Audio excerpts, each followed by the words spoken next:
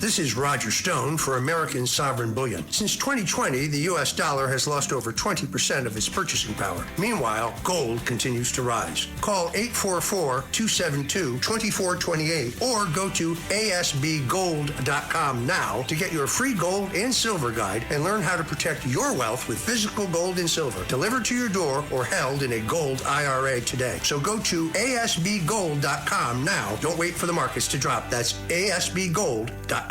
Another side of midnight, Walter Sterling, and my gosh, look at this, it's Michelle Gibson. Michelle Gibson is an expert on alternative history, and every time I talk to Michelle Gibson, I do not consider it to be alternative history. To me, it's history.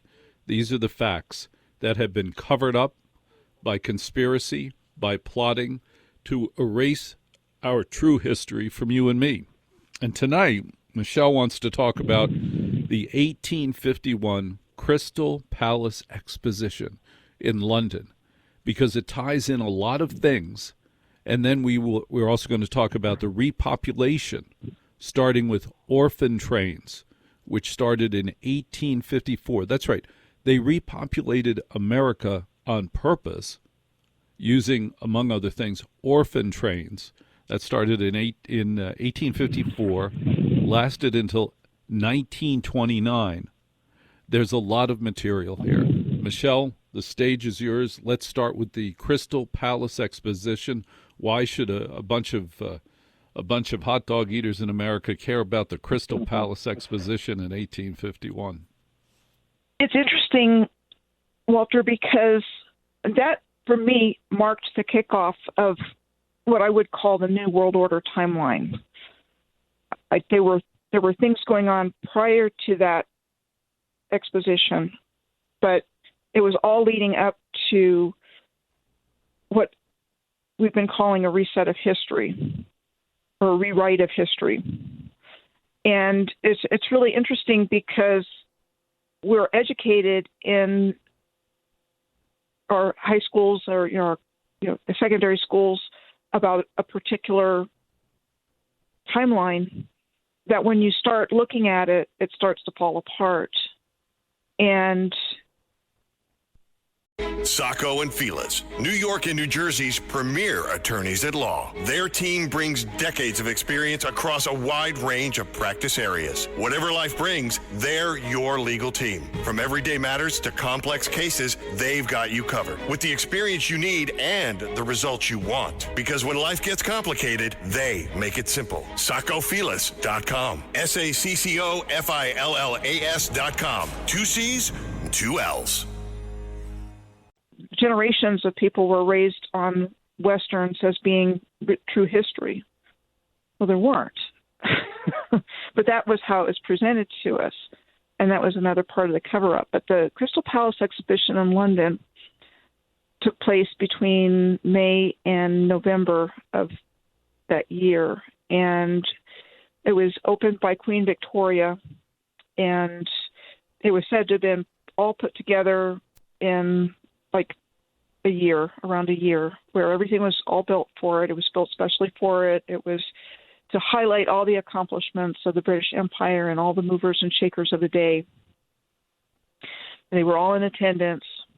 That particular exposition, which is also we would know of as a World's Fair, brought in a lot of money, kicked off other things like museums over there, that kind of thing.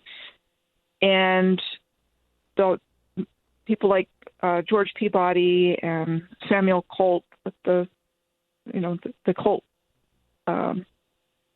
rifles and guns was there. George Peabody was a financier who got his start really in cotton and then went into financing railroads, and he had a big presence there. We ask about who was behind this. You just have to look at the big names. Follow the money. Queen Victoria seemed to be a figurehead of this reset, the Victorian era, Victorian-style houses, a lot of things happening in the 1840s, 1850s, 1860s, 1870s, 1880s, when all this was going on. and it's really this cover-up of a very advanced civilization that we know nothing about. That was the civilization that you're referring to, that was removed from our awareness. And it would have stayed hidden, I think, except the internet was made available to us and we could start doing our own research. And a lot of people are doing that. And realizing that what we're told in the narrative just makes no sense. So at the time you're having this Crystal Palace exposition, so that would have been in 1851. In 1854 was the start of the orphan trains, like you said. And that came about through Charles Loring Brace and the Children's Aid Society. And it was supported by people like the wife of William Astor, Carolyn Astor, and other of the elites of New York City at the time, where there was just a huge explosion of orphans, parentless kids, or children whose parents were inebriated and had been removed from them, and they couldn't function in society. So around the same time all of these things are happening in our narrative, you have all of this alcohol coming in as well. It's like the first thing they did was brew beer and distill hard liquor. Now, a question here, Michelle Gibson. Michelle Gibson. You repeatedly go back to the theme of the World's Fairs, of the expositions, of the grand government buildings that were not built necessarily in 1850, but were founded in 1850. They were founded. What an interesting word. And you keep comparing the environment, construction capabilities, transportation capabilities, the roads, the sidewalks, to the magnificence of these buildings. Could you explain why that fascinates you, that the dirt roads and the magnificence of these buildings, why is that so interesting to you? So you can go online and you can look up the Crystal Palace and start there. It's massive, massive infrastructure with train stations, subways, all that kind of thing. And it's just, it doesn't fit what we're told we were capable at that time. So if you look at 1850, 1851, in the narrative we're taught, that's still before our American Civil War. And the American Civil War was pretty low tech.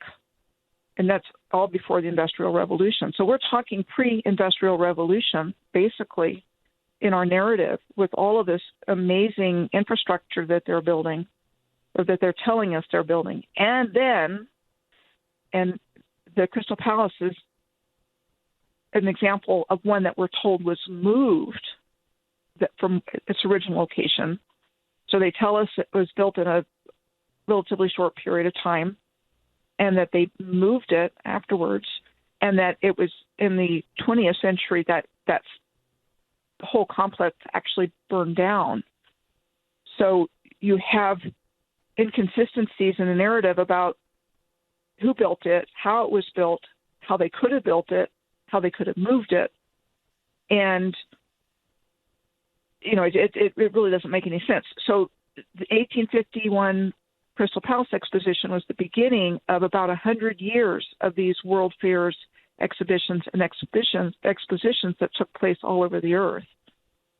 And so you've got them not only in America, in New York and in Philadelphia and in Seattle and Portland.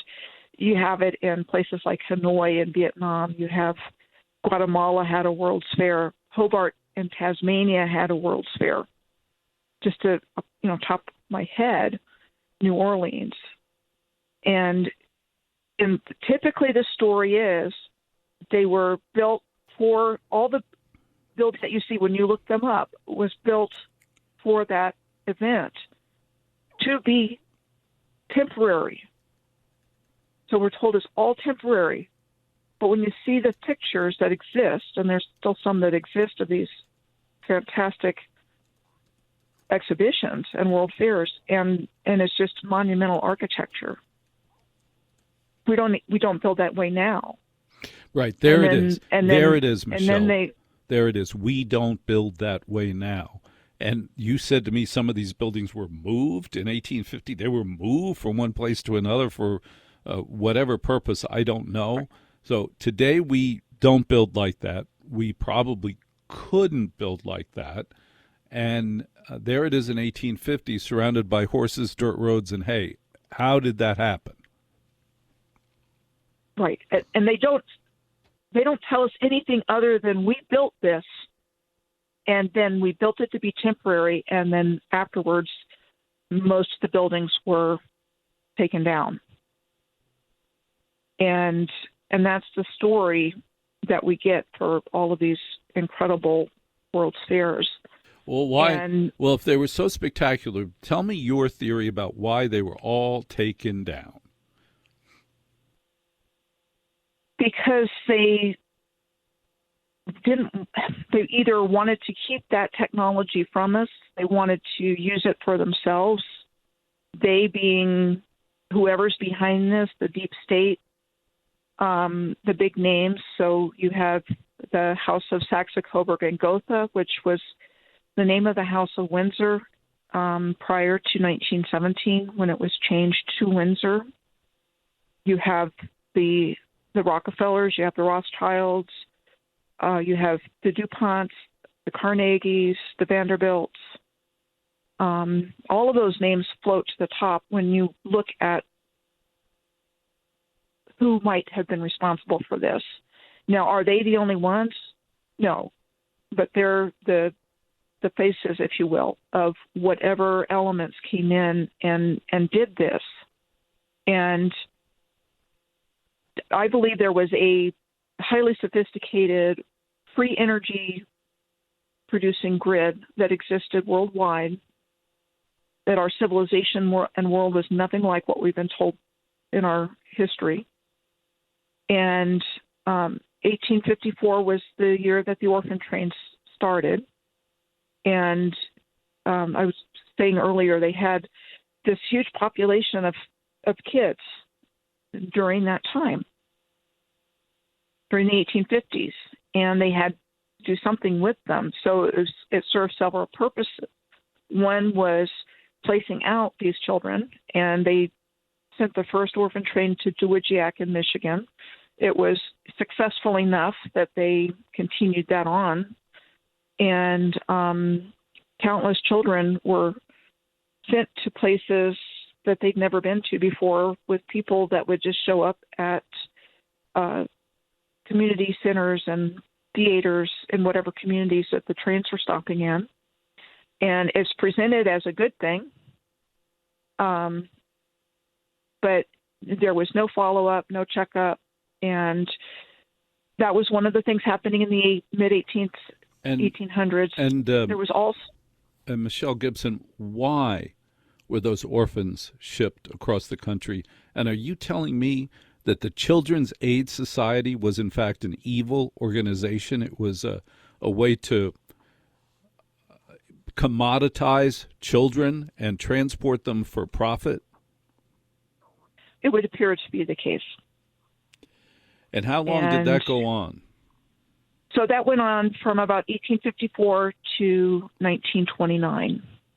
Thousands of children. And, yeah. And, we hear about child trafficking today. Yeah. I think that's been going on for a very long time. And what was the purpose?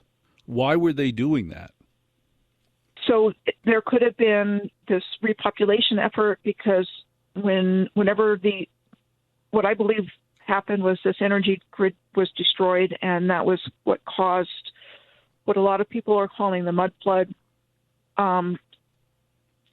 You can look back at pictures online again and see cities that are just being dug out of mud, essentially. Kansas City, Missouri comes to mind off the top of my head as one where there's incredible pictures from the 1870s where they're digging the city out. Gary, Indiana is another one that was dug out from sand dunes, basically. And then like 1906, they started digging it out, and then by 1908, U.S. Steel was there ready to go. And so part of it was repopulation of people, and then another part of it was, I think, trafficking. And I think the things that we hear about today, the things that we hear about today in the news started during the same time period. So it was dual. It was a dual purpose. Got it. And a lot of things that we are presented to us as good, especially in the NGO world, are actually covers for other activities going on. Now, there may be good things come out of it, but there's also some things in it that people aren't aware of. The constructions at the World Expeditions, the World's Fairs, these spectacular buildings that we see today, some places it's government buildings, museums, churches that were built 1840, 1850, or were they built long before that? Are we being misdated? Are we told the wrong dates that these buildings were built? Because they don't say built, they say founded. Yes, absolutely. That's absolutely correct. They were there long before we're told that they were built. And when I say that people believe that Westerns were real history, what I'm saying is no, they weren't. The Hollywood directors and actors of the day, the Cecil B. DeMilles and John Wayne and Roy Rogers, they were 33rd degree Freemasons, Shriners. And so I think something infiltrated these Masonic lodges and was part of this cover-up of this original civilization and promoting it as we built this. And there's a lot of holes in the story when you start looking into it. And that's what I've been doing for the last 8 years, is just looking into what we're told of these things. And yes, you have been looking into it. Michelle Gibson, an expert in alternative history.